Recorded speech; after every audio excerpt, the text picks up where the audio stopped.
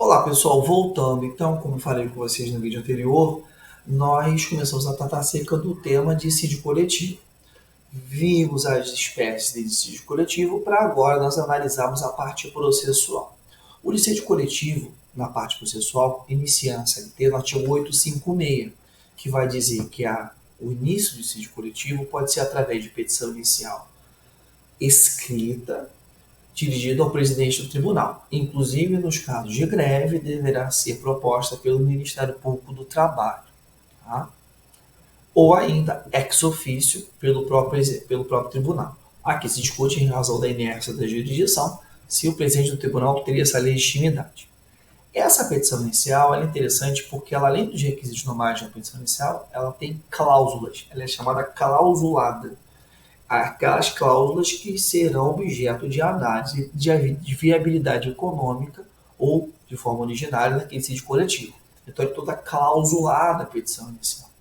E, além disso, deverá ser aprovado o comum acordo, nos casos de dissídio coletivo de natureza econômica. Conforme nós vimos no vídeo anterior, o 114, parágrafo 2º da Constituição, exige a prova do comum acordo. Lembrando que o dissídio coletivo de natureza jurídica não depende desse tipo de prova.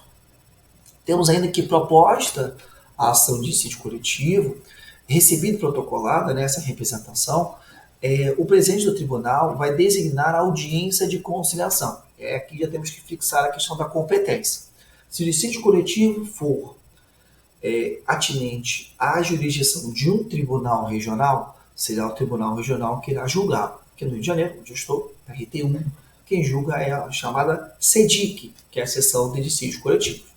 Se o dissídio coletivo houver a jurisdição de mais de um tribunal regional, aí a competência originária é do TST, no caso da SDC, Seção de Dissídios Coletivos. E aí, proposto esse dissídio coletivo, será marcada uma audiência de conciliação dentro do prazo de 10 dias, determinando-se a notificação daqueles que são parte no processo. Lembrando que o Ministério Público do Trabalho tem a participação obrigatória, e essa notificação segue aquela regra geral da notificação pela via postal do 841. Pode o empregador se fazer representar por preposto, nos termos do 861, que faz a referência lá ao 843 da CLT, parágrafos 1º e 3º. Nessa audiência, comparecendo as partes, o presidente tentará buscar a conciliação. Lembrando que o Ministério Público também pode opinar, sugerir ideias para uma conciliação. Havendo acordo, ele vai ser homologado. Lá nos termos dos artigos 862 e 863. Só que esse acordo será homologado pelo colegiado.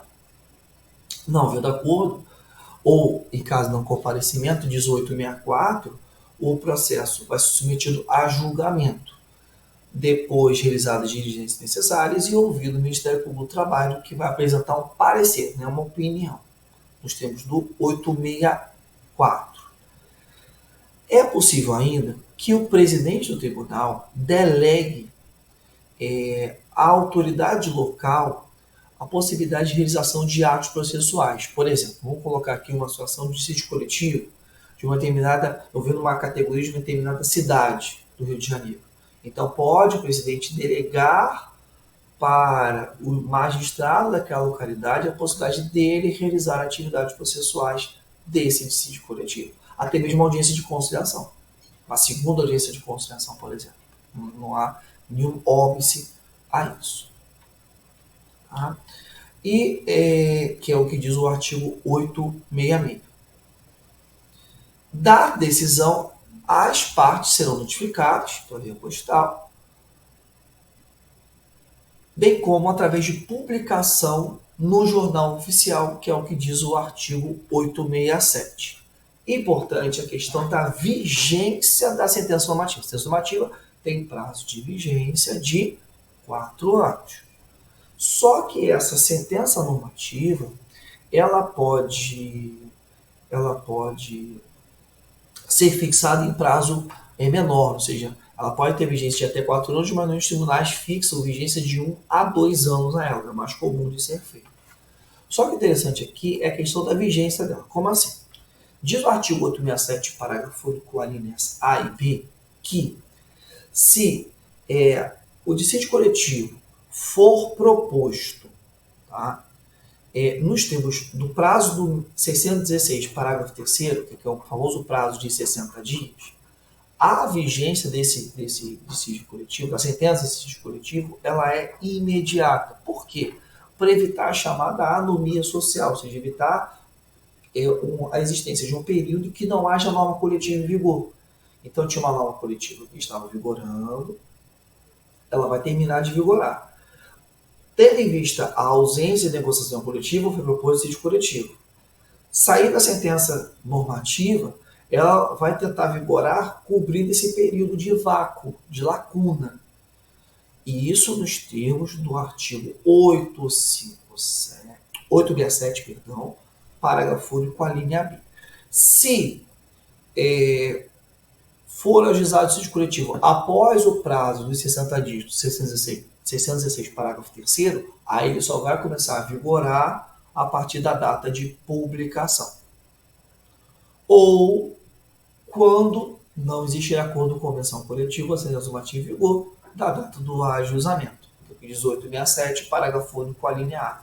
Isso para quê? Conforme eu falei, para evitar a chamada anomia social, ou seja, um período de tempo sem qualquer norma para aquela categoria. Então, pensa lá numa categoria que está terminando a vigência da convenção ou acordo coletivo anterior. Eu não posso ficar sem norma coletiva para ele, ou seja, sem norma para aquela categoria.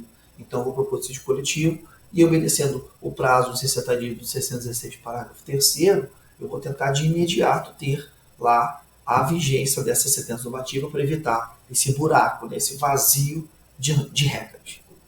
Beleza, pessoal? Agradeço por você estar aqui com a gente, tá? É sempre um prazer. Se você está conhecendo a gente agora, muitíssimo obrigado. Um grande abraço e até a próxima.